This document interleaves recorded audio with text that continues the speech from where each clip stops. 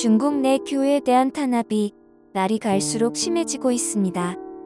중국은 세계적으로 종교의 자유를 허락하지 않는 나라 가운데 한 곳입니다. 특히 기독교 박해가 심각한 나라이기도 합니다.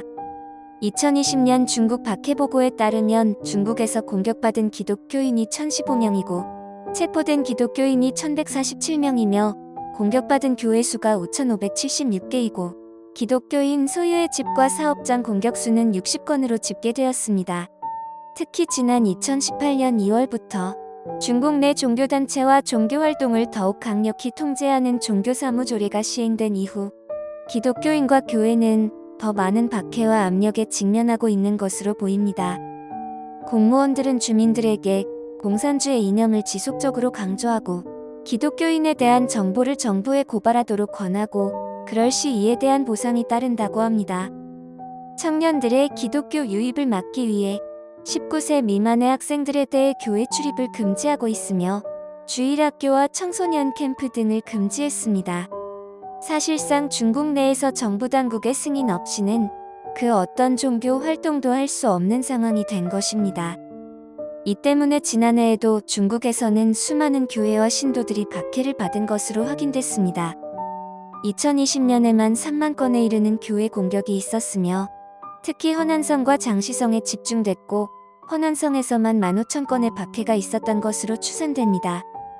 오픈도어 선교회에 따르면 스촨 성청도시의 한 교회는 2018년 12월 정부에 등록되지 않아 종교법을 위반했다는 혐의로 주일 저녁 예배를 드리던 담임 목사와 사모를 비롯해 100명 이상의 성도들이 함께 체포됐습니다. 결국 이 교회 담임 목사는 체제 전복과 불법 영업이라는 죄목으로 9년형을 선고받았습니다.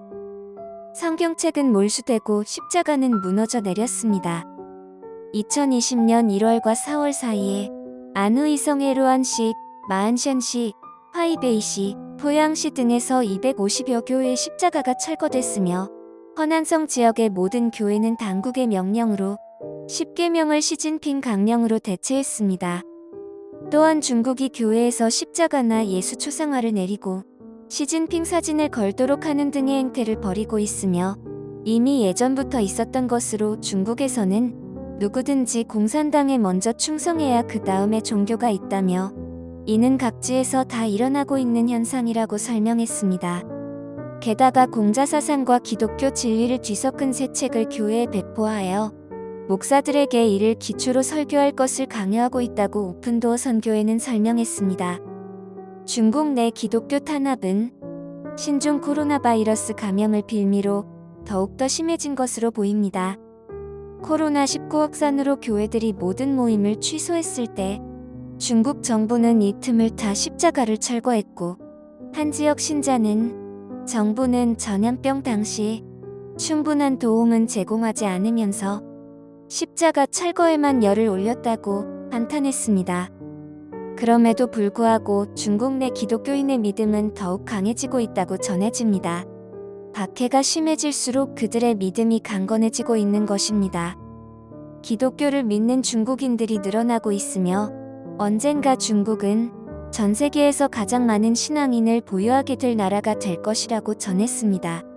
하루빨리 중국에 하나님의 임재와 만지심이 임하기를 기도하며 중국에 있는 신앙인들이 끝까지 포기하지 않으며 견디어 마지막까지 승리하기를 간절히 기도합니다.